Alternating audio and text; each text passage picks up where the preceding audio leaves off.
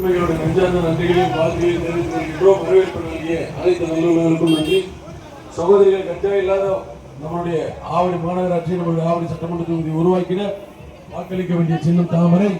இரட்டை இலை தான் தாமரை, தாமரை தான் இரட்டை இலை. அண்ணன் எடப்பாடியார் அவர்கள் அங்க முதலமைச்சர் அமரணும்னா ஆவடி சட்டமன்றத்தில் நீங்க இரட்டை இலைக்கு வாக்களிக்கணும். அப்படி வாக்களிக்கும் போது தான் வாக்களித்து அவர் ஜெயித்து சிஎம் உட்கார்ந்த அந்த மாசமே அவன் அக்கௌண்ட்ல 10,000 ரூபாய் உரிமை தொகை மாசம் 2000 ரூபாய். கரண்ட் பில்ல கண்டிப்பா ஏத்த மாட்டார், பால் விலை ஏத்த மாட்டார், சொத்து வரி ஏத்த மாட்டார். 100% வந்து இதுதான் நடக்கும். ஆனால் நம்மளுடைய பெரியவர்கள் தாய்மார்கள் நல்லா சிந்திச்சு நம்மளுடைய பிள்ளைகளுக்கு சொல்லுவோம், நம்மளுடைய வீட்டில் இருக்கிற ஆண்களுக்கு சொல்லுவோம். அதனால மறக்காமல் வாக்களிக்க வேண்டிய சின்னம் தாமரை. நன்றி.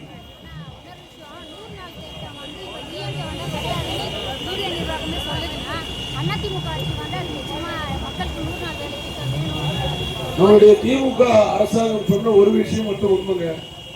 அதாவது திமுக திருப்பியும் ஆட்சிக்கு வந்தா 100 நாள் வேலை திட்டம் மட்டும் எல்லாம் பண்ணிடுவான்.